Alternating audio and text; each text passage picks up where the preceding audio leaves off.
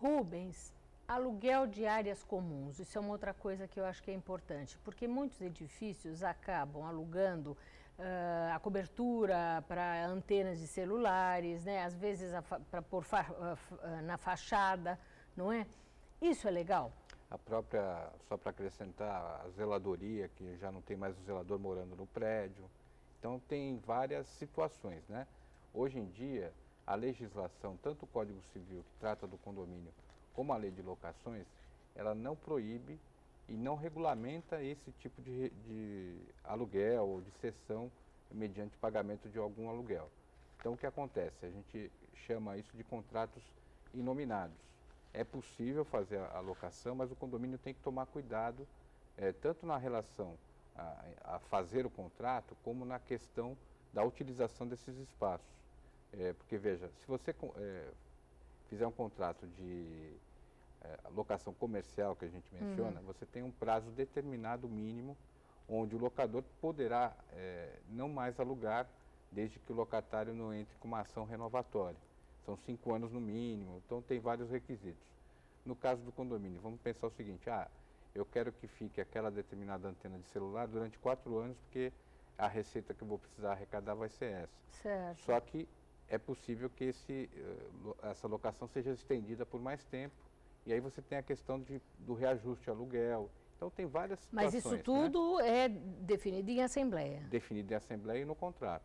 Então o contrato, além da autorização da assembleia, são instrumentos importantíssimos que o síndico tem que ter em mãos e saber como fazê-los para não se aborrecer lá na frente. Eventualmente aquilo é vantajoso agora, mas para frente pode não ser. Então ele tem que tomar esses cuidados.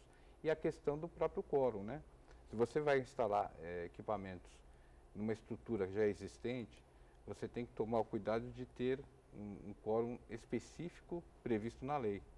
Se eu vou instalar qualquer coisa dentro do condomínio que vai mexer na estrutura, eu tenho que ter unanimidade dos proprietários. Em grande parte dos condomínios a gente sabe que isso não acontece. E então, aí como é que resolve isso? O condomínio fica numa situação um tanto quanto prejudicial, porque qualquer condômino daqueles que não compareceu poderá entrar com uma ação para anular aquele contrato, aquela cessão do equipamento ou do local onde vai ser instalado o equipamento. E isso pode ser prejudicial a todos os condôminos. Agora, outra coisa assim, nós temos uma crescente especialização no que diz respeito à função de síndico, não é? Verdade. A gente pode dizer assim, qual é a cara do novo síndico? Olha, a gente tinha a questão da cara, né, do perfil, né? Antigamente, há muito pouco tempo atrás, você tinha aquelas pessoas cuja ocupação principal era ser síndico.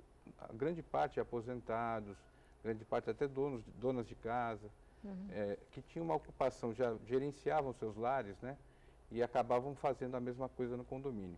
Acontece que o grau de especialidade, as exigências, a legislação cada vez mais atuante dentro do condomínio, faz com que surja um novo síndico, né, que são o que a gente chama aí de síndicos contratados, ou alguns chamam de síndicos profissionais, que é aquela pessoa que não necessariamente é proprietária, moradora daquele condomínio, ou que tenha um escritório naquele edifício. E é uma nova possibilidade, quer dizer, as pessoas se especializando na área, abrangendo maiores conhecimentos, não só na área de administração, até na questão contábil, questão jurídica. As pessoas estão tendo que se aprimorar cada vez mais para poderem gerenciar o interesse de outras pessoas. Sim. Porque os condomínios, até falamos no outro bloco, né, o perfil do próprio condomínio está mudando. Com certeza. Hoje você tem verdadeiros clubes, né? Então a pessoa vai ter que ter, se ela não souber, ela tem que ter alguém que possa ajudá-la a gerenciar tantos interesses que podem ser conflitantes. Agora, isso também me leva a pensar na importância da participação nas assembleias. Isso facilita a vida condominial ou não? Facilita muito, principalmente para que haja o controle do síndico.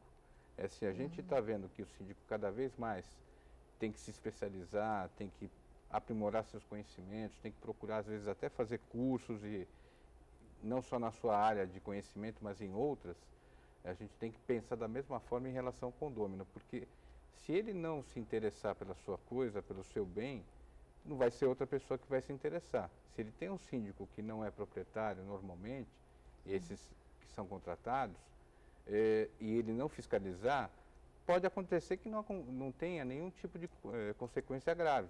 Mas se ele deixar de qualquer forma, pode acontecer problemas que seriam evitáveis. Então, ele tem que participar da Assembleia, nem que seja para dar uma opinião que vai ser rejeitada. Porque a democracia funciona dessa forma. Você fala, o outro fala, a soma das vontades é que vai fazer o consenso. Mas se você se omitir, você não está tirando a referência, você está se privando do direito de opinar. Então é importantíssimo a Assembleia, ainda que seja naqueles piores horários que normalmente a Assembleia de Condomínio acontece. Sim, e no caso, então, o condômino tem poder até em relação ao síndico? Tem poder em relação ao síndico, inclusive, a lei é tão explícita em relação a isso que ela diz o seguinte: se você deixar de convocar qualquer condômino, ainda que ele esteja inadimplente, a Assembleia pode ser declarada nula. Então a Assembleia, ou melhor dizendo, a lei, ela reconhece o papel do condômino, do proprietário, na Assembleia. Ele tem que ser pelo menos convocado, convidado a comparecer. Se ele não comparece, já é um outro problema. Mas o comparecimento dele influi decisivamente numa boa ou numa má gestão do síndico, porque se ele verifica que não existe nenhum tipo de cobrança na Assembleia, a tendência acaba sendo relaxar. Claro. E aí, relaxando, acontecem os problemas. Falamos mais no próximo bloco. Com certeza. Vamos